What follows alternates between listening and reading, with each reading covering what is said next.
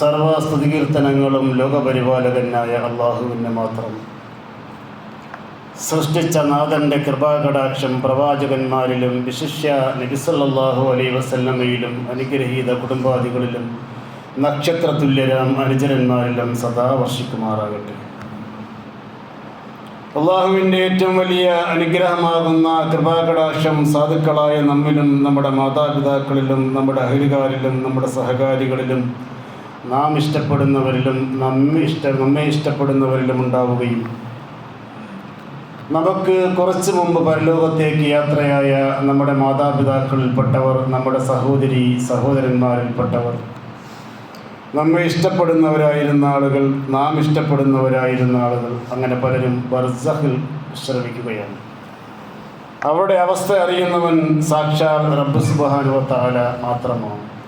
അല്ലാഹു തആല അവർക്കും നമുക്കും പുറത്തു തരികയും അവരെയും നമ്മെയും താഴ്ഭാഗത്ത് അരുവികളൊഴുകുന്ന സാക്ഷാൽ സ്വർഗത്തിൽ അള്ളാഹു ഒരുമിച്ച് കൂട്ടുകയും ചെയ്യുമാറാകട്ടെ. അല്ലയോ സത്യവിശ്വാസികളായ സഹോദരന്മാരെ, സഹോദരിമാരെ,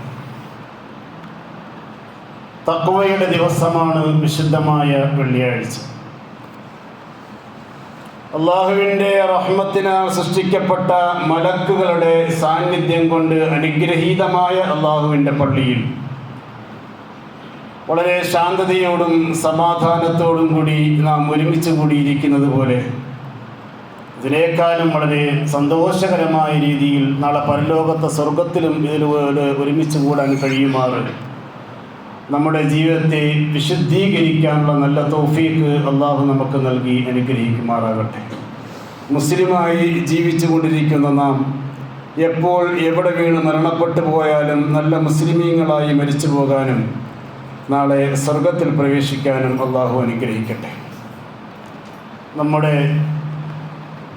ഈ മസ്ജിദുർ റഹ്മയിലെ ഖുത്ബ നിർവഹിക്കുന്ന ബഹുമാന്യ പണ്ഡിതൻ അബ്ദുസ്സലീം മമ്പാട് അവരുടെ മകളുടെ ആകസ്മികമായ വിയോഗം കാരണമാണ് എനിക്കിവിടെ ഖുത്ബ നിർവഹിക്കാൻ ഒരവസരം ലഭിച്ചത്.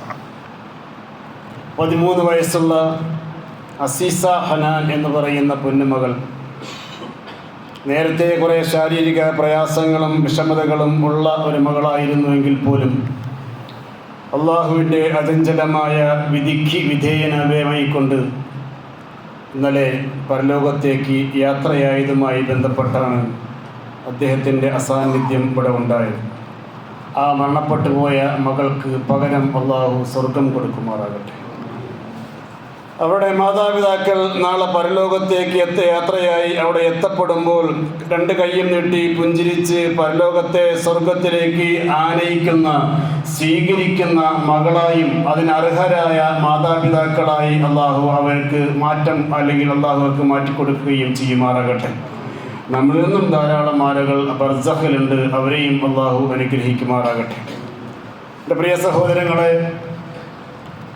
ലക്ഷക്കണക്കിന് വരുന്ന ഹജ്ജാജിങ്ങൾ അവരുടെ കർമ്മങ്ങൾ പൂർത്തീകരിച്ചുകൊണ്ട് നാടുകളിലേക്ക് മടങ്ങിക്കൊണ്ടിരിക്കുന്ന ഒരു സന്ദർഭമാണ്. ഇതിനോടകം തന്നെ 1400-ഓളം ഹജ്ജാജിങ്ങൾ ശാരീരികപരമായ പല പ്രയാസങ്ങൾ കൊണ്ട് ഇതിനോടകം മരണപ്പെട്ടു പോയിട്ടുമുണ്ട്. ബാക്കിയുള്ള ഹജ്ജാജിങ്ങളെല്ലാം അവരുടെ കർമ്മങ്ങൾ പൂർത്തീകരിച്ചുകൊണ്ട് നാട്ടിലേക്ക് മടങ്ങിക്കൊണ്ടിരിക്കുകയാണ്.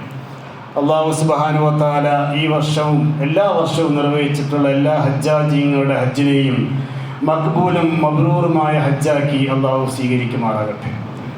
നമ്മുടെ ജീവിതത്തിൽ ആരൊക്കെയാണോ ഹജ്ജോ ഉംറയോ കർമ്മം നിർവഹിക്കപ്പെട്ടിട്ടുള്ളവർ അവരുടെ ഹജ്ജുകളെയും അള്ളാഹു സ്വീകരിക്കുമാറാകട്ടെ. ഹജ്ജ് എന്ന് പറഞ്ഞാൽ നമുക്കറിയാം, കേവലം ഒരു ഇബാദത്തിൻ്റെ സാന്നിധ്യം മാത്രമുള്ള ഒരു കർമ്മമല്ല ഹജ്ജ് എന്ന് പറയുന്നത്. പരലോക യാത്രയ്ക്ക് മുമ്പുള്ള ഒരു ഒരുക്കമാണ് ഹജ്ജ് എന്ന് പറയുന്നത്.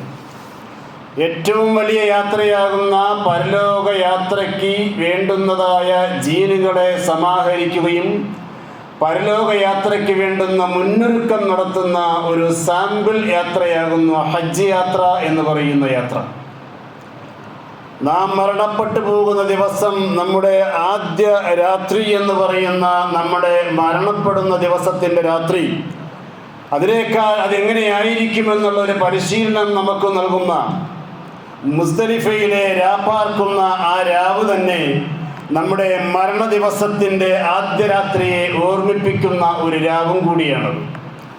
നമ്മുടെ ശരീരത്തിൻ്റെ ഇച്ഛകളെ, എല്ലാ പൈശാചികതകളെയും നമ്മുടെ ശരീരത്തിൽ നിന്നും പരിപൂർണമായും നിർമാർജനം ചെയ്യുവാൻ വേണ്ടി ജംറയിലെ അക്കബകളിൽ കല്ലെറിയപ്പെടുന്ന ആ സ്മരണ, ആ അർത്ഥത്തിൽ തന്നെ പൈശാചികതയെ, പിശാചിനെ കല്ലെറിഞ്ഞ് നമ്മുടെ ശരീരത്തിൻ്റെ എല്ലാ ഇച്ഛകളെയും നിർമാർജനം ചെയ്യുന്ന ഒരു കർമ്മത്തിൻ്റെ ഭാഗമായിട്ടാണ് ഹജ്ജിൽ ജംറകളിൽ കല്ലെറിയുന്നതെങ്കിൽ അതുപോലും ഒരു മനുഷ്യനെ കൂടുതൽ വിശുദ്ധീകരിക്കപ്പെടുന്ന ഒരു കർമ്മമാണ്. ദുനിയാവിൽ ജീവിച്ചിരിക്കുന്ന ഒരാൾ ഇനി മഹ്ശറയിലെ ആ വലിയ സമ്മേളനത്തിൽ പങ്കെടുക്കുന്നതിന് തൊട്ട് മുമ്പുള്ള ഭൂമിയിലെ മഹ്ശറയ്ക്ക് തുല്യമായ ഒരു അനുസ്മരണമാണ് അറഫയിലെ സമ്മേളനം എന്ന് പറയുന്നത്. അങ്ങനെ നമ്മുടെ എല്ലാ കർമ്മങ്ങളെയും ജീവിതത്തെയും പരലോകവുമായി ബന്ധപ്പെടുത്തുന്ന വലിയ ഒരു കർമ്മത്തിൻ്റെ സമാഹാരം, അതിൻ്റെ ഒരു പേരാണ് ഹജ്ജ് കർമ്മം എന്ന് പറയുന്നത്. അഥവാ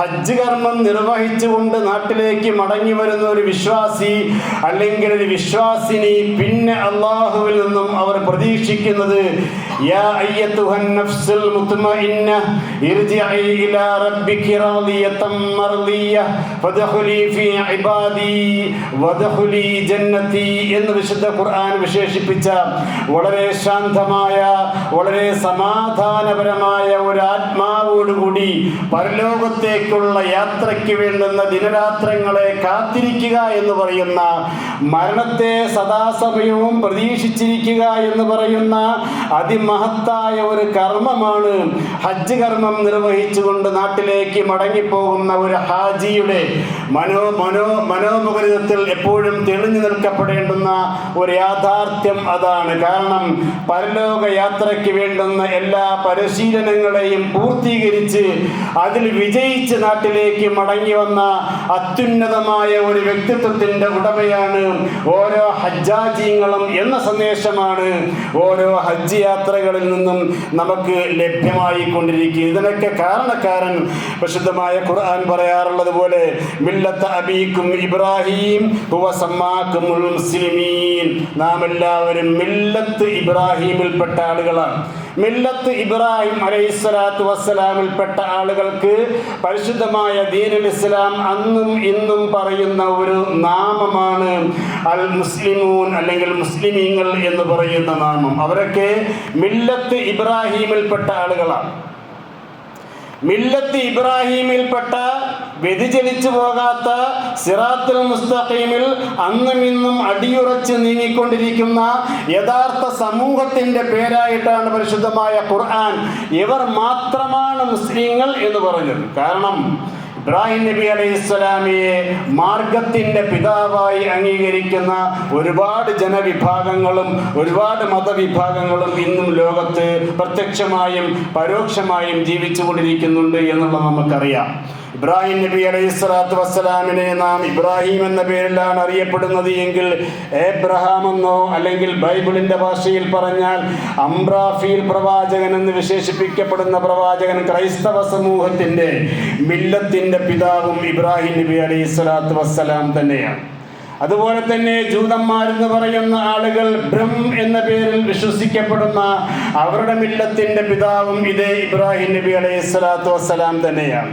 ഇതേ ഇബ്രാഹിം നബി അലൈഹിസ്സലാത്തു വസ്സലാമിനെ തന്നെയാണ് ബ്രഹ്മാവ് എന്ന പേരിൽ ആര്യ സനാതനവാദികളും ഇന്നും അംഗീകരിക്കുന്നതും അല്ലെങ്കിൽ വിശ്വസിക്കുന്നതും ഇതേ ഇബ്രാഹിം നബി അലൈഹിസ്സലാമിനെ തന്നെയാണ്. കാര്യങ്ങൾ എങ്ങനെയൊക്കെയാണെങ്കിൽ പോലും മുസ്ലിമീങ്ങൾ എന്ന പേരിൽ ആരെങ്കിലും അറിയപ്പെടുന്നുണ്ടെങ്കിൽ അത് ഈ മില്ലത്ത് അബീക്കും, ഞങ്ങളുടെ പിതാവ് ഹസ്രത്ത് ഇബ്രാഹിം നബി അലൈഹിസ്സലാമാണ് എന്ന് അംഗീകരിക്കുന്നവരെ മാത്രമേ പരിശുദ്ധമായ ദീനുൽ ഇസ്ലാം അല്ലെങ്കിൽ പരലോക വിജയത്തിന് അർഹരായ ഒരു വിഭാഗമായ മുസ്ലിമീങ്ങൾ എന്ന പരിഗണനയിൽ പരിശുദ്ധമായ ദീനുൽ ഇസ്ലാം നൽകുന്നു എന്നുള്ളതാണ്. ജീവിതത്തിൻ്റെ അഖിലമായ പരീക്ഷണങ്ങളെയും പുഞ്ചിരിച്ച് സുസ്മേരവതനായി അത് നേരിടുകയും നിരൂപാധികം അള്ളാഹുവിനെ അനുസരിക്കത്തക്ക രീതിയിലുള്ള ഒരു മാനസികാവസ്ഥ വളർത്തിയെടുത്തു എന്നുള്ളതൊക്കെയാണ് ഇബ്രാഹിം നബി അലൈഹി ഇസ്ലാമിയെ കുറിച്ചൊക്കെ പറയപ്പെടാറുള്ള ഏറ്റവും വലിയ മഹത്തരം എന്ന് പറയുന്നത്. ഒരു വിശ്വാസി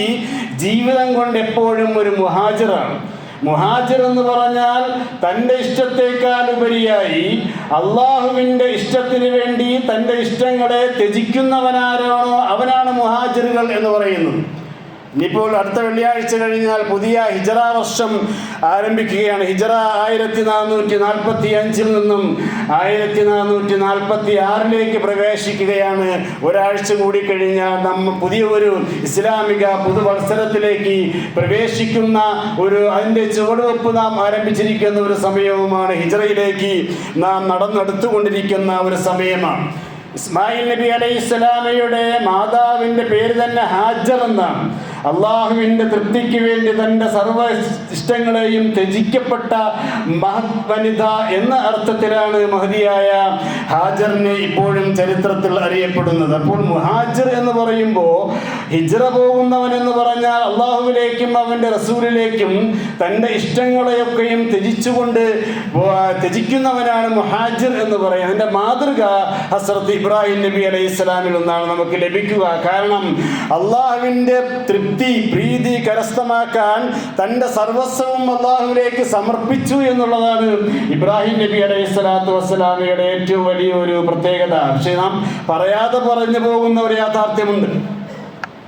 ഇബ്രാഹിം നബി അലൈഹി സ്വലാത്തു വസ്സലാം തൻ്റെ സ്വപ്ന ദർശനം യാഥാർത്ഥ്യമാക്കുവാൻ വേണ്ടി ഞാൻ അള്ളാഹുവിൻ്റെ വിനീതനായ ഒരു ദാസനാണ് എന്ന് അള്ളാഹുവിനെ ബോധ്യപ്പെടുത്തുവാൻ വേണ്ടി തൻ്റെ മകനെ ബലികർമ്മത്തിൽ അല്ലെങ്കിൽ ബലി കൊടുക്കുവാൻ തയ്യാറായ ഒരു ചരിത്രം എപ്പോഴും നാം അയവിറക്കാറുണ്ട്, പ്രത്യേകിച്ച് ദുൽഹജ്ജ് മാസത്തിലൊക്കെ.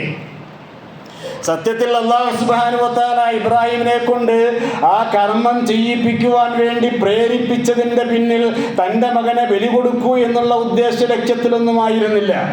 പ്രാചീന കാലം മുതൽ ഇപ്പോഴും ചില മതങ്ങളിലും ചില ആദർശങ്ങളിലും രഹസ്യമായോ പരസ്യമായോ നിർവഹിക്കപ്പെട്ടുകൊണ്ടിരിക്കുന്ന ഒരു കർമ്മമാണ് തൻ്റെ ദേവനോ തൻ്റെ ദേവിയെയോ തൃപ്തിപ്പെടുത്തുവാൻ വേണ്ടി മനുഷ്യന്മാരെ തന്നെ നരബലി കൊടുക്കുന്ന ഒരു സംവിധാനം.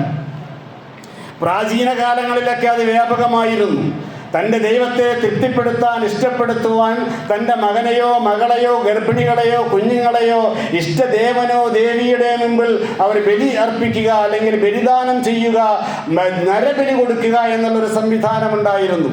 ഇബ്രാഹിം നബി അലൈഹി സ്വലാത്തു വസ്സലാമിലൂടെ ഇസ്മായിൽ നബിയെ ബലി കൊടുക്കുവാൻ ഇബ്രാഹിം നബിയെ തയ്യാറാക്കി ആ ഒരു മാനസികാവസ്ഥയിലേക്ക് തയ്യാറാക്കി എടുത്ത പടച്ചവൻ അവസാന സമയമായപ്പോൾ അതിൽ നിന്നും അദ്ദേഹത്തിനെ വിമുക്തനാക്കിയത് ഈ മനുഷ്യ നരബലി എന്ന് പറയുന്ന അനാചാരം, പണ്ട് പ്രാചീന കാലങ്ങളിൽ നടന്നുകൊണ്ടിരുന്ന അനാചാരം അന്ത്യനാൾ വരെയും നരബലി എന്ന് പറയുന്ന ഒരു കർമ്മം ലോകത്ത് ഒരു മതത്തിൻ്റെയും ആദർശത്തിൻ്റെയും പേരിൽ ലോകത്ത് ഒരു ഭാഗത്തും ഇനി നടത്താൻ പാടില്ല എന്ന് പറയുന്ന നരബലി സംഘത്തിൻ്റെ വിശ്വാസത്തിൻ്റെ തായ്വേരിനെ അടിയോടുകൂടി അറുത്ത് കളയുന്ന ഒരു സംവിധാനമാണ് മഹാനായ ഇബ്രാഹിം നബി അലൈഹി സ്വലാത്തു വസ്സലാമിലൂടെയും ഇസ്മായിൽ നബി അലൈഹി സ്വലാത്തു വസ്സലാമിനെയും ബലി കൊടുക്കുവാൻ വേണ്ടി അദ്ദേഹം തയ്യാറായി എന്ന് പറയുന്ന കാര്യങ്ങളല്ലാതെ ഒരു ഗോത്രവർഗ മതം എന്നൊക്കെ പറഞ്ഞുകൊണ്ട് ഇസ്ലാമിനെ പരിഹസിക്കുന്ന ആളുകൾ,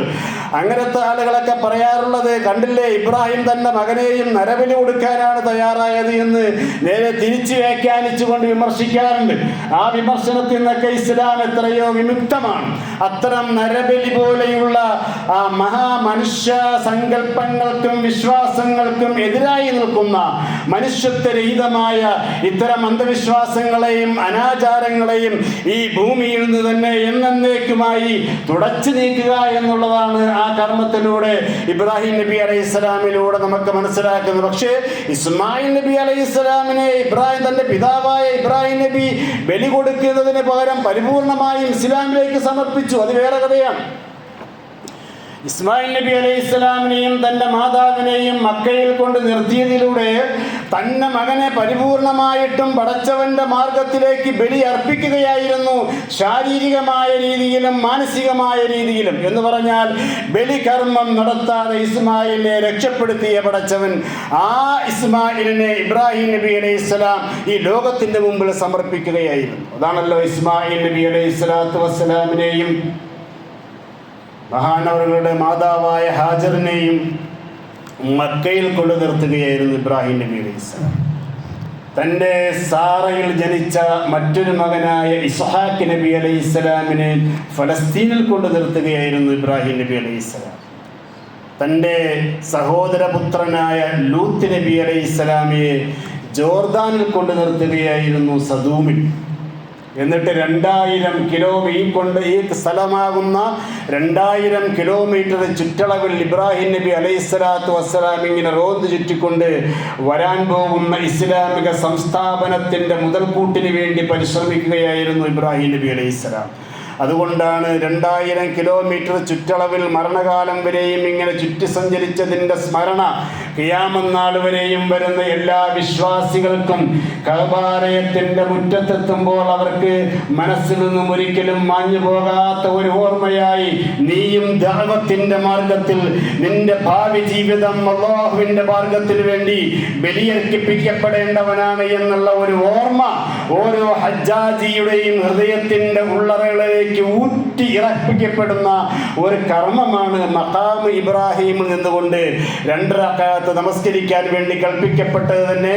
ആ മഖാം ഇബ്രാഹിം എന്ന് പറയുന്ന ഇബ്രാഹിം നബി അലൈഹിസ്സലാമയുടെ അനുഗ്രഹീത പാദം ചവിട്ട് നിന്ന ആ ഭാഗത്ത് നിന്നുകൊണ്ട് ഇബ്രാഹിമിനെ നീ ഓർക്കണം. ഒരായുസ് മുഴുവനും അള്ളാഹുവിൻ്റെ ദീനിൻ്റെ സംസ്ഥാപനത്തിന് വേണ്ടി ലോകം മൊത്തവും ചുറ്റിക്കറങ്ങി സഞ്ചരിച്ച നമ്മുടെ മില്ലത്തിൻ്റെ പിതാവായ ഹസ്രത്ത് ഇബ്രാഹിം നബി അലൈഹിസ്സലാത്തു വസ്സലാം. ഇങ്ങനെ 3 പേരെയും കൊണ്ട് 3 പ്രദേശത്ത് നിർത്തിയതിലൂടെ അദ്ദേഹം ഉദ്ദേശിച്ചത് ഭാവിയിൽ വരാൻ പോകുന്ന വലിയൊരു സംസ്ഥാപനത്തിൻ്റെ തുടക്കമായിരുന്നു അവിടെ ഉണ്ടാകുന്നത്. അതെങ്ങനെയാണ് എന്ന് ചോദിച്ചാൽ 3 കാര്യമാണ് നമുക്കതിൽ നിന്നും മനസ്സിലാകുന്നത്. ഒന്ന്, ഇബ്രാഹിം നബി അലൈഹിസ്സലാത്തു വസ്സലാമിനെയും അതുപോലെ തന്നെ ഇസ്മായിൽ നബി അലൈഹിസ്സലാമിയുടെയും ചരിത്രം സൂക്ഷ്മമായി നാം വിലയിരുത്തുമ്പോൾ നമുക്ക് മനസ്സിലാക്കാൻ കഴിയുന്നത് അവസാനം നബി സല്ലല്ലാഹു അലൈഹി വസല്ലമയിലൂടെ ഇല്ലായ്മയിൽ നിന്നും ഒരു ഇസ്ലാമിക ഖിലാഫത്തിനെ തൻ്റെ 1.25 ലക്ഷം വരുന്ന അനുചരന്മാരുടെ കരങ്ങളിലേക്ക് അറഫയുടെ മലമുകളിൽ വെച്ച് ഏൽപ്പിച്ചതിന് ശേഷമാണ് നബി സല്ലല്ലാഹു അലൈഹി വസല്ലമ ഈ ലോകത്തിൽ നിന്നും വിടവാങ്ങുന്നത്. നബി സല്ലല്ലാഹു അലൈഹി വസല്ലമയ്ക്ക് ഇസ്ലാമിക ഖിലാഫത്ത് സ്വഹാബാക്കളുടെ കരങ്ങളിലേക്ക് അനുചരന്മാരുടെ കരങ്ങളിലേക്ക് ഏൽപ്പിച്ചു കൊണ്ടുപോകുവാൻ സാധ്യമായത് ഇബ്രാഹിം നബി അലൈഹിസ്സലാം കൊളുത്തിവെച്ച ആ ഇസ്ലാമിൻ്റെ ആദർശമാണ്. 2, ആദം നബി അലൈഹിസ്സലാത്തു വസ്സലാം മുതൽ നബി സല്ലല്ലാഹു അലൈഹി വസല്ലമ വരെ വരുന്ന 1.25 ലക്ഷത്തോളം വരുന്ന പ്രവാചകന്മാർ ഇവിടെ സഞ്ചരിച്ചത് വയുസക്കീഹും വയുഅല്ലിമുഹുൽ കിതാബ വൽ ഹിക്മ, മനുഷ്യന്മാർക്ക് സംസ്കരണം നൽകുവാനും പടച്ചവന്റെ വേദഗ്രന്ഥം പഠിപ്പിക്കുന്നതിലൂടെ പരിശുദ്ധമായ ദീനുൽ ഇസ്ലാമിൻ്റെ സമ്പൂർത്തീകരണമാണ്. നബി സല്ലല്ലാഹു അലൈഹി വസല്ലമയിലൂടെ ഇസ്ലാമിനെ അല്ലാഹു തആല പൂർത്തീകരിക്കപ്പെട്ടു. ഇനി അതിലേക്ക് എന്തെങ്കിലും എഴുതി ചേർക്കുകയോ ഇസ്ലാമിൽ നിന്നും എന്തെങ്കിലും വെട്ടിക്കുറയ്ക്കുകയോ ചെയ്യേണ്ടതില്ലാത്ത രീതിയിൽ അള്ളാഹുവിൻ്റെ ദീനിനെ സമ്പൂർണ്ണമാക്കി നൽകി എന്നുള്ളതാണ് ഏറ്റവും വലിയ ഉദാത്തമായ 2ാമത്തെ ഉദാഹരണം എന്ന് പറയുന്നത്. ഇസ്ലാം പൂർത്തീകരിക്കപ്പെട്ടു നബി സല്ലല്ലാഹു അലൈഹി വസല്ലമയുടെ അതിൻ്റെ കൊടി അല്ലെങ്കിൽ അതിൻ്റെ ഒരു ദീപശിഖ നാട്ടിയത്, അതിനുവേണ്ടി പരിശ്രമിച്ചത്, അതിൻ്റെ കൂട്ടായ്മയായ ഒരു പരിശ്രമത്തിന് വേണ്ടുന്നുള്ള ശ്രമങ്ങൾ നടത്തിയത് മില്ലത്തിൻ്റെ പിതാവായ ഹസ്രത്ത് ഇബ്രാഹിം നബി അലൈഹിസ്സലാത്തു വസ്സലാമാണ്. 3, ഈ ഇബ്രാഹിം നബിയിൽ വിശ്വസിക്കുന്ന മുസ്ലിമീങ്ങളെ സംബന്ധിച്ചിടത്തോളം ലോകത്തിൻ്റെ ഏത് ഭാഗത്തും നിർഭയത്വത്തോടു കൂടി സഞ്ചരിക്കാൻ കഴിയുന്ന ഒരു സാഹചര്യം ഉണ്ടാകണം എന്നുള്ളതാണ്. ഖിയാമത്ത് നാൾ വരെ കുന്തും ഖൈറ ഉമ്മ, ഉത്തമ സമുദായം എന്ന് പറയുന്ന ഒരു വിഭാഗം നന്മകൾ കൽപ്പിക്കുകയും തിന്മയെ നിർമാർജനം ചെയ്തുകൊണ്ട് നിരന്തരമായ പ്രവർത്തനങ്ങളിൽ ഏർപ്പെട്ടുകൊണ്ട് ഒരു ഉത്തമ സമൂഹം, ഒരു സമുദായം, മുസ്ലിമീങ്ങൾ എന്ന പേരിൽ ഈ ലോകത്ത് നിലനിൽക്കപ്പെടുന്ന ആവശ്യത്തിന് വേണ്ടി നിർഭയത്വത്തോടുകൂടി അള്ളാഹുവിനെ മാത്രം ഭയപ്പെടുകയും വേറെ ഒരുത്തന്റെ മുന്നിലും തന്റെ ശിരസിനെ നമിക്കാൻ തയ്യാറാകാത്ത ആർജവമുള്ള, ഇസ്സത്തുള്ള, അഭിമാനമുള്ള ഒരു സംഘം വിശ്വാസികളെ തയ്യാറാക്കി എടുക്കുക എന്നുള്ളതായിരുന്നു ഈ ഇബ്രാഹിം നബി അലൈഹിസ്സലാമിയുടെ ചരിത്രത്തിൽ നിന്നും അവസാനം വരെയും എത്തി നിൽക്കുമ്പോൾ നമുക്ക് മനസ്സിലാക്കാൻ കഴിയുന്ന യാഥാർത്ഥ്യം. ഇസ്ലാമിക സംസ്ഥാപനം അഥവാ ഖിലാഫത്ത്, 2 അള്ളാഹുവിൻ്റെ ദീനിൻ്റെ പൂർത്തീകരണം, ആരുടെ മുമ്പിലും നെഞ്ച് മുട്ടുപറയ്ക്കാതെ ധൈര്യസമേതം അള്ളാഹുവിൻ്റെ ദീനിൻ്റെ ആശയ ആദർശങ്ങളനുസരിച്ച് ജീവിക്കാൻ കഴിയുന്ന ഒരു മാനസികാവസ്ഥ. 3 നിർഭയത്വത്തോടു കൂടി ആരുടെ മുമ്പിലും നെഞ്ചു വിരിച്ചു നിന്നുകൊണ്ട് അള്ളാഹുവിൻ്റെ ദീൻ പറയാൻ കഴിയുന്ന ഒരു ചങ്കൂറ്റ്. ഇബ്രാഹിം നബി അലൈഹിസ്സലാമിലൂടെ ഈ പ്രവാചകന്മാരൊക്കെ നമുക്ക് നൽകിയത് എന്ത് എന്നുള്ള ചോദ്യത്തിനുള്ള ഏറ്റവും വലിയ ഒരു മഹത്തായ ഉദാഹരണമാണ് ഈ ഇബ്രാഹിം നബി അലൈഹിസ്സലാമിലൂടെ എൻ്റെ പ്രിയ സഹോദരങ്ങളെ നമുക്ക് മനസ്സിലാക്കാൻ കഴിയുന്നത്. പക്ഷേ നമുക്കിന്ന് ഖിലാഫത്ത് നഷ്ടപ്പെട്ടു. അത് വലിയൊരു ചരിത്രമാണ്, അത് നാം വേറെ പഠിക്കേണ്ട വിഷയമാണ്. ബ്രിട്ടൻ ഉൾപ്പെടെ മുസ്ലിമീങ്ങളായ കപടവിശ്വാസികളായ മുനാഫിക്കുകളായ ആളുകളുടെ സപ്പോർട്ടോടുകൂടി അവസാനം നാമമാത്രമുണ്ടായിരുന്ന ഖിലാഫത്ത് തുർക്കിയിൽ നിന്നും അവസാനിപ്പിക്കപ്പെട്ടു. നമുക്ക് നേതൃത്വമില്ല, ഇസ്ലാമിക നേതൃത്വം എന്ന് പറയാനൊരു നേതൃത്വമില്ല. 2 ഇസ്ലാമിൻ്റെ ആശയ ആദർശങ്ങളെ കമ്പോളങ്ങളിൽ വിൽപ്പനച്ചരക്കാക്കുകയും ഇസ്ലാമിൻ്റെ ആശയങ്ങളെ എക്സ് മുസ്ലിം എന്ന ഓമന പേരിട്ടുകൊണ്ട് പൊതുസമൂഹത്തിൽ ഇസ്ലാമിനെ ആക്ഷേപിക്കുന്ന ഒരു പ്രവണതയിലേക്ക് നമ്മുടെ ഇസ്ലാമിൻ്റെ ആദർശങ്ങൾ ഇന്ന് എത്തി നിൽക്കുന്നു എന്നുള്ളതാണ് മറ്റൊന്ന്. 3ാമത്തെ കാര്യം, നിർഭയത്വത്തോടുകൂടി ഞാൻ മുസ്ലിമാണെന്ന് പറയുവാനും അതനുസരിച്ച് ജീവിക്കുകയും ചെയ്യുന്ന ആളുകളെ നിരന്തരമായ പീഡനങ്ങൾക്കും മറ്റും വിധേയമാക്കിക്കൊണ്ട് നമ്മുടെ രാജ്യത്തും മറ്റും ലോകത്തെ നാനാഭാഗങ്ങളും നടന്നുകൊണ്ടിരിക്കുന്ന ഇബ്രാഹിം നബി അലൈഹിസ്സലാത്തു വസ്സലാം നബി സല്ലല്ലാഹു അലൈഹി വസല്ലമയിലൂടെ പൂർത്തീകരിക്കുകയും നമ്മുടെ കരങ്ങളിലേക്ക് നൽകുകയും ചെയ്ത ഈ പ്രധാനപ്പെട്ട 3 കാര്യങ്ങളും ഇന്ന് നമ്മുടെ കയ്യിൽ നിന്നും ഏകദേശം അപ്രത്യക്ഷമായിരിക്കുന്ന ഒരു സാഹചര്യത്തിലാണ് നാം ഇന്ന് ജീവിച്ചുകൊണ്ടിരിക്കുന്നത്. ഇപ്പോൾ നമ്മുടെ കയ്യിലുള്ളത് ഖുർആനാണ്. ആശയമുണ്ട്, ആദർശമുണ്ട്. ഇതാണ് ഇന്ന് ഉമ്മത്ത് ലോകാടിസ്ഥാനത്തിൽ നേരിടുന്ന ഏറ്റവും മർമ്മപ്രധാനമായ പ്രശ്നം, കാതലായ വിഷയം ഇവിടെയാണ്. ഇത് 3ഉം മടക്കിക്കൊണ്ടുവരിക എന്നുള്ളതല്ലാതെ ഇനി ഇസ്ലാമികപരമായ വിഷയത്തിൽ ഒരു മുന്നേറ്റം അസാധ്യമാണ്. അതാണ് നമുക്ക് മനസ്സിലാക്കാൻ കഴിയുന്നത്. ഇന്ന് മതപരമായ സംഘടനകൾ ലോകത്തൊരിടത്തുമില്ല. ജൂത, ക്രൈസ്തവ, ഇസ്ലാമിക, ഹൈന്ദവ, ഇങ്ങനെ മതങ്ങൾ തമ്മിലുള്ള പോട്ടികൾ, കൂട്ടിയിടികൾ നാം ഭയപ്പെടേണ്ട കാര്യമില്ല. കാര്യം ഇസ്ലാമുമായിട്ട് ആശയ ആദർശപരമായി നേരിടാൻ ലോകത്തിന്നൊരു പ്രത്യയശാസ്ത്രത്തിന് കഴിയും. യൂറോപ്പൊക്കെ ആളുകൾ, മനുഷ്യന്മാർ ക്യൂ നിൽക്കുന്ന സോഷ്യൽ മീഡിയയിലെ വാർത്തകൾ നാം കാണുന്നുണ്ട്. ആളുകൾ ഇങ്ങനെ ക്യൂ നിൽക്കുകയാണ്. എന്തിനു വേണ്ടിയാണ്? ആനുകൂല്യങ്ങൾ സർക്കാരിൽ നിന്ന് നേടാനല്ല, മറിച്ച് അവിടെ ഷഹാദത്ത് കലിമ ചൊല്ലിക്കൊടുക്കുന്നുണ്ട്. ആ ഷഹാദത്ത് കലിമ ചൊല്ലിക്കൊടുക്കുന്നതിൽ ഭാഗമായി ഇസ്ലാമിലേക്ക് കടന്നു വരാൻ, മുസ്ലിമീങ്ങളായി മാറാൻ വേണ്ടി യൂറോപ്യന്മാർ വരിവരിയായി ഇദാ ജാഅ നസ്റുല്ലാഹി എന്ന് അല്ലാഹു തആല സൂറത്തുൽ നസ്റിൽ പറഞ്ഞതുപോലെ ജനങ്ങൾ ഇങ്ങനെ വരിവരിയായി കാത്തു നിൽക്കുന്ന യൂറോപ്പിനെയാണ് നമുക്കിന്ന് കാണാൻ കഴിയുന്നത്. മതപരമായി സംഘടനമില്ല. ഇസ്ലാമിൻ്റെ ആദർശത്തെ തൊട്ടുകളിക്കാൻ ലോകത്താർക്കും സാധ്യമാവുകയില്ല. അത്രത്തോളം പെർഫെക്റ്റാണ് പരിശുദ്ധമായ ദീനുൽ ഇസ്ലാം. അത് പുരാതന മതമല്ല, ആധുനിക മതമല്ല, ഖിയാമത്ത് നാൾ വരെയും നിലനിൽക്കപ്പെടേണ്ടുന്ന ഒരു ആദർശമാണ്, ആശയമാണ് പരിശുദ്ധമായ ഇസ്ലാം എന്ന് പറയുന്നത്. ലിയുദ്ഹിറഹു അലദ്ദീനി കുല്ലിഹി വലൗ കരിഹൽ മുശ്രിക്കീൻ. നബി സല്ലല്ലാഹു അലൈഹി വസല്ലമയെ അന്ത്യപ്രവാചകനായി ഞാൻ എന്താണ് നിയോഗിക്കാനുണ്ടായ കാരണം? കാരണം അല്ലാഹു തആല പറയുന്നു, ഞാൻ ഈ പ്രവാചകനെ തന്നെ ഖിയാമത്തിന്റെ പ്രവാചകനായി നിയോഗിച്ചത് ഈ ലോകത്തിന് എന്തിനു വേണ്ടിയാണെന്നറിയുമോ? ലിയുദ്ഹിറഹു അലദ്ദീനി കുല്ലിഹി.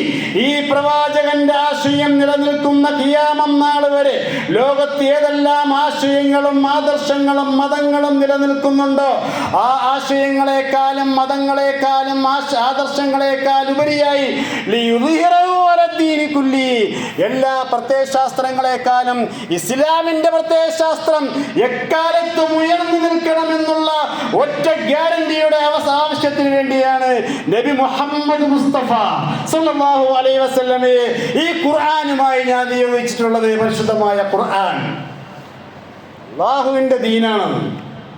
ആ ദീനിനെ തൊട്ട് കളിക്കാനൊന്നും ഇന്ന് വരെയും ലോകത്തൊരു മനുഷ്യന്മാരും വളർന്നിട്ടില്ല. ആ വിഷയത്തിൽ നമുക്ക് ആശയക്കുഴപ്പമോ ഭയപ്പാടോ വേണ്ടതില്ല. ഇവിടെ നടക്കുന്നത് ആശയ സംവാദം. മതങ്ങൾ തമ്മിലുള്ള ആശയങ്ങളെയും ആദർശങ്ങളെയും സംവദിക്കുന്ന ഒരു രീതി നാം കാണുന്നുണ്ട്. ഇപ്പോൾ ഏറ്റവും വലിയ വെല്ലുവിളി നടന്നുകൊണ്ടിരിക്കുന്നത് ലോക മുസ്ലിമീങ്ങൾ, ഖുർആനിനെ കുറിച്ച് ചിന്തിക്കുന്ന കുറച്ച് സത്യവിശ്വാസികളായ ആളുകൾ ഈ ഇസ്ലാമിയ ഖിലാഫത്തിനെയും ദീനിനെയും നിർഭയത്വത്തെയും മടക്കിക്കൊണ്ടുവരാൻ ശ്രമിക്കുന്നു. അത് മനസ്സിലാക്കിയ ഇസ്ലാമിൻ്റെ ശത്രുക്കൾ എല്ലാ നിലയിലും അതിനെ നിർമ്മാർജ്ജനം ചെയ്യാൻ ശ്രമിക്കുന്നു. ഈ രണ്ട് ശക്തികളാണ് ഇവിടെ പോരാടുന്നത്. ഒന്ന് അള്ളാഹുവിൻ്റെ ശക്തികളും മറ്റൊന്ന് പിശാചിൻ്റെ ശക്തികളുമാണ്. ഈ രണ്ട് സംഘടനമാണ് ഇന്ന് ലോകത്ത് നടക്കുന്നത്. അതിൻ്റെ ഏറ്റവും വലിയ സംഘം എന്ന് പറയുന്നത് സ്പെയിനിൽ 800 വർഷം നിലനിന്ന ഇസ്ലാമിനെയും മുസ്ലിമീങ്ങളെയും AD 1610 അവസാനത്തെ മുസ്ലിമിനെയും സ്പെയിനിൽ നിന്ന് ഒഴിവാക്കി. അവസാനത്തെ മുസ്ലിമും 1610 ഒഴിവായി. അതായിരുന്നു ക്രൈസ്തവ സയണിസം എന്ന് പറയുന്നത്. സ്പെയിനിൽ മുസ്ലിമീങ്ങൾ പരിപൂർണമായും നിർമ്മാർജ്ജനം ചെയ്യപ്പെട്ടു. ഒന്ന് കൊന്നൊടുക്കി. മറ്റ് ദൗർബല്യമുള്ള ഈമാനുള്ള ആളുകളെല്ലാം മതം മാറി ക്രിസ്ത്യാനികളായി. കുറെ ആളുകൾ ഓടി രക്ഷപ്പെട്ട ആളുകളെല്ലാം അവർ തുരത്തി കൊന്നുകളെ. ഇസ്ലാം ഇന്നൊരു സ്വിച്ച് ഇട്ടാൽ ഈ ഫാനും ലൈറ്റും കത്തുന്നുണ്ടെങ്കിൽ അതിൻ്റെ ശാസ്ത്രീയ ഗവേഷണത്തിൻ്റെയും കണ്ടുപിടിപ്പിൻ്റെയും ഏറ്റവും വലിയ ആചാര്യന്മാരെന്ന് പറയുന്ന സ്പെയിനിലെ നമ്മുടെ മുൻഗാമികളായിരുന്ന അറബികളായ ആളുകൾ. ചരിത്രം വിശാലമാണ്. അതെങ്ങനെ തകർന്നു എന്നൊക്കെ നാം പഠിക്കണം. ആ സ്പെയിനിൽ 1610 800 വർഷം രാജ്യം ഭരിച്ചിരുന്ന നാം പറയുന്ന കൊർദോവ യൂണിവേഴ്സിറ്റി, കോർഡോവ യൂണിവേഴ്സിറ്റി, അതെല്ലാം ഉണ്ടായിരുന്ന ലോകത്ത് ജീവിച്ചിരുന്ന 6ാമത്തെ മാർപ്പാപ്പ പഠിച്ചിറങ്ങിപ്പോയ ഇസ്ലാമിക കലാലയമാകുന്നു കുർദോവ യൂണിവേഴ്സിറ്റി. ആ കുർദോവ യൂണിവേഴ്സിറ്റി ഉൾപ്പെടുന്ന സ്പെയിനിൽ 1610 ആയപ്പോൾ അവസാനത്തെ മുസ്ലിമിനെയും അവിടെ നിന്ന് കൊന്നൊടുക്കി. അതാണ് ക്രൈസ്തവ സയനിസം. മതമല്ല, ക്രിസ്ത്യാനികളല്ല, ക്രൈസ്തവ സയൻസ്. അവർ ജൂതന്മാർക്ക് കൊടുത്ത ഐഡിയയാണ് ഫലസ്തീനിൽ എങ്ങനെയാണ് അറബികളെ, അവസാനത്തെ അറബിയെയും നിർമ്മാർജ്ജനം ചെയ്യുക എന്ന് പറയുന്ന ജൂത സൈനിസത്തിന് വിത്ത് പാകിയത് ഈ ക്രൈസ്തവ സൈനിസമാണ്. അതാണ് ഇന്ന് ഫലസ്തീനിൽ നടന്നത്. അവിടെ മതമില്ല. ഇവിടെ ഇസ്ലാമും ജൂതമതവും തമ്മിലുള്ള പോട്ടിയൊന്നുമില്ല. ഇസ്ലാമും ജൂത സൈനിസവും തമ്മിലാണ് ഇവിടെ ഫൈറ്റ്. അള്ളാഹുവിൻ്റെ ദീനും പിശാചും തമ്മിലാണ് പോരാട്ടം. ആ കണ്ണുകൊണ്ട് വേണം അതിനെ കാണാൻ. ഈ ഇന്ത്യ രാജ്യത്ത് നിന്നും മുസ്ലിം മതവിശ്വാസികളെ എല്ലാ അർത്ഥത്തിലും നിഷ്ക്രിയരാക്കുകയും അവരെ വംശീയ ഉന്മൂലനം നടത്തി ഈ രാജ്യത്ത് നിന്നും അവസാനത്തെ മുസ്ലിമിനെയും കെട്ടിക്കെട്ടിക്കുക എന്നുള്ള ഒറ്റ അജണ്ടയോടുകൂടി പ്രവർത്തിക്കുന്ന ഒരു സംഘമാണ് ഹിന്ദുത്വ സൈനിസം എന്ന് പറയുന്നത്. ഇവിടുത്തെ ഹിന്ദു സഹോദരങ്ങൾ നമുക്കെതിരല്ല. അവർ നമ്മുടെ സൗഹാർദ്ദ പരസ്പരം സഹോദരങ്ങളാണ്. അതാണ് ഹിന്ദുത്വ സൈനിസം. ആ അർത്ഥത്തിൽ പഠിക്കണം എന്താണ് അവിടെ നടന്നുകൊണ്ടിരിക്കുന്നത് എന്ന്. അല്ലാതെ മറ്റു ഭാഗത്ത് നോക്കിയാൽ നമുക്കൊന്നും മനസ്സിലാവില്ല. ഒരു ഇസ്ലാമിക സൈനിസം ഉണ്ടായിരുന്നു, ഇസ്ലാമിക സൈനിസ്റ്റ്. അതിൻ്റെ ഭയങ്കര ഭീകരത നമുക്കറിയാം. അതാണ് IS എന്ന പേരിൽ വന്നത്, ഇസ്ലാമിക സ്റ്റേറ്റ്. അത് ജൂതന്മാരുടെ സൃഷ്ടിയായിരുന്നു. ഞങ്ങൾക്കെല്ലാം ഉണ്ടെങ്കിൽ ഇസ്ലാമിൻ്റെ പേരിൽ ഒരു സൈനിസം. അതിനെ ലോക മുസ്ലിമുകളെല്ലാം ഒറ്റക്കെട്ടായിട്ട് പരാജയപ്പെടുത്തുകയായിരുന്നു ഇസ്ലാമിക സൈനിസത്തിൽ, അല്ലെങ്കിൽ ഇസ്ലാമിക സ്റ്റേറ്റ് എന്ന് പറയുന്ന ഇതെല്ലാം സൈനിസമാണ്. ഇവർക്കൊന്നും മതങ്ങളില്ല, ദൈവവിശ്വാസികളുമില്ല. ഇവർക്ക് മതമായിട്ടൊരു ബന്ധവുമില്ല. ഇവരുള്ളതെല്ലാം പൈശാചികത അല്ലെങ്കിൽ പിശാചാണ്. ഇത് ഏറ്റവും ടോപ്പിൽ നിൽക്കുന്ന ഒരു വിഭാഗമാണ് സയനിസം. നമ്മുടെ വീടിൻ്റെ അടുക്കളയല്ല, ബെഡ്റൂമിൽ വരെയും സയനിസം കടന്നു പോകുന്നു. നമ്മുടെ വിശ്വാസത്തിൻ്റെ കർമ്മങ്ങളിൽ പോലും സയനിസം കടന്നു വന്നിട്ടുണ്ട്. നമ്മുടെ ബെഡ്റൂമിൽ പോലും വന്നു, ബാത്റൂമിൽ പോലും സയനിസം കടന്നു പോകുന്നു. ഇത് ഏറ്റവും ടോപ്പാണ്. ഏറ്റവും താഴേക്കിടയിലുള്ള സാധനത്തിൻ്റെ പേരാണ് ഇല്ലുമിനാറ്റി എന്ന് പറയുന്നത്. ഇല്ലുമിനാറ്റി സാധാരണക്കാരായ ആളുകളെ പൈശാചികമായ രീതിയിൽ അവരെ പ്രോത്സാഹിപ്പിച്ചു കൊണ്ടുവരിക, അതാണ് ഇല്ലുമിനാറ്റി. ഈ ഇടയ്ക്കൊരു ക്രൈസ്തവ സഹോദരൻ, ഒരു പുരോഹിതൻ ഇല്ലുമിനാറ്റി എന്ന് പറഞ്ഞുകൊണ്ട് ഒരു പാട്ടിനെ വിമർശിച്ചിരുന്നു. ഇപ്പോൾ ഏറ്റവും അടുത്തിറങ്ങിയ ഒരു സിനിമയിൽ വന്നൊരു പാട്ടാണ്. ഇല്ലുമിനാറ്റിയെ നാം അറിയണം. അവരാണ് ഞാൻ പറഞ്ഞത് നമ്മുടെ ബെഡ്റൂമിലും ബാത്റൂമിൽ വരെയും അവരെത്തിയിട്ടുണ്ട്. ബാത്റൂമിലിരിക്കുന്ന നമ്മുടെ ഉമ്മപെങ്ങന്മാരെയും നമ്മുടെയും കർമ്മങ്ങളെ വിദൂരതയിൽ നിന്ന് ഒരാൾക്ക് വീക്ഷിക്കാൻ കഴിയുമെന്നുള്ളതാണ് ഇല്ലുമിനാറ്റിയുടെ ഏറ്റവും വലിയ പ്രത്യേകത. നമ്മുടെ മൊബൈലൊക്കെ അതിൻ്റെ പിന്നിലാണ്. അപ്പോൾ ഇല്ലുമിനാറ്റി എന്ന് പറയുന്നത് ഒരു സാങ്കല്പികമായിരുന്നു മുമ്പ്, ഇപ്പോഴതല്ല. ഇപ്പോൾ സൈറ്റ് ഓപ്പൺ ആക്കി കഴിഞ്ഞു. സൈറ്റിൽ കയറി അവർക്ക് അംഗത്വം എടുക്കാം. നമ്മുടെ വീടിൻ്റെ അയൽവക്കങ്ങളിലും പരിസരങ്ങളിലൊക്കെ വന്നിരുന്നു. സോഷ്യൽ മീഡിയയിൽ അഴിഞ്ഞാടുന്ന എല്ലാ അരാജകത്വങ്ങളുടെയും എല്ലാ അധാർമികതയുടെയും പിന്നിൽ ഈ ഇലുമിനാറ്റീസിൻ്റെ വിശ്വാസമാണ്. അതുകൊണ്ടാണ് മുസ്ലിം സ്ത്രീകൾ പോലും നമ്മുടെ മക്കൾ പോലും ലജ്ജയില്ലാതെ ലൈംഗികത അതിപ്രസരണത്തിന് വേണ്ടി സോഷ്യൽ മീഡിയയിൽ അഴിഞ്ഞാടുന്നത് ഈ ഇലുമിനാറ്റിയുടെ പ്രോത്സാഹനമാണ്. അറിയാതെ വന്ന് പെട്ടുപോകുന്ന ഒന്നാണ്. അത് സമൂഹത്തിലെ ഏറ്റവും താഴേക്കിടയിലുള്ള ഒരു പിശാചാണ്. കേരളത്തിലൊരു സിനിമ ഇറങ്ങിയല്ലോ, ലൂസിഫർ. അതിൽ ചോദിക്കുന്നുണ്ട്, നിങ്ങൾ മതങ്ങളും ദൈവങ്ങളും കുറേ കാലം ഇവിടെ എന്തൊക്കെയോ ചെയ്തല്ലോ, എന്ത് മാറ്റമുണ്ടാക്കി? ലൂസിഫർ ഞങ്ങൾക്കൊരവസരം തരൂ, പിശാചാകുന്ന ഞങ്ങൾക്കൊരവസരം തരൂ, ഞങ്ങളൊന്ന് ഭരിക്കട്ടെ എന്ന് പറയുന്നതാണ് ലൂസിഫർ എന്ന് പറയുന്നത്. ഇതാണ് ഞാൻ പറഞ്ഞത്, പിശാചും ദൈവികതയും തമ്മിലുള്ളൊരു പോരാട്ടമാണ്. പിശാചിൻ്റെ ഏറ്റവും ചെറിയ ഘടകം എന്ന് പറയുന്നത് ഇലുമിനാറ്റിയാണ്. ഏറ്റവും ഭയാനകരം എന്ന് പറയുന്നത് സിയോണിസം. ഇത് വളർന്നാണ് സിയോണിസം ആവുക. കാര്യങ്ങൾ മനസ്സിലാക്കാൻ അല്ലാഹു സുബ്ഹാനഹു വ തആല നമുക്ക് തൗഫീഖ് ചെയ്ത് അനുഗ്രഹിക്കുമാറാകട്ടെ. ഈ പൈശാചികതയ്ക്കെതിരെയുള്ള അതിശക്തമായ പോരാട്ടമാണ് ഹസ്രത്ത് ഇബ്രാഹിം നബി അലൈഹിസ്സലാമിലൂടെ തുടക്കം കുറിച്ച് നബി സല്ലല്ലാഹു അലൈഹി വസല്ലമയിലൂടെ അവസാനിപ്പിച്ച ഇസ്ലാമിൻ്റെ ഖിലാഫത്തും ദീനും നിർഭയത്വവും എന്ന് നാം മനസ്സിലാക്കണം. എങ്കിൽ മാത്രമാണ് ദീനിനെ ഉൾക്കൊള്ളാൻ നമുക്ക് കഴിയുക. കൂടുതൽ അറിയാനും പഠിക്കാനും മനസ്സിലാക്കാനും അതനുസരിച്ച് ഇസ്ലാമിന് വേണ്ടി ഒരു പ്രതിരോധ നിത സൃഷ്ടിച്ചു മുമ്പോട്ട് പോകാൻ അള്ളാഹു നമുക്ക് തൗഫീഖ് ചെയ്ത് അനുഗ്രഹിക്കുമാറാകട്ടെ.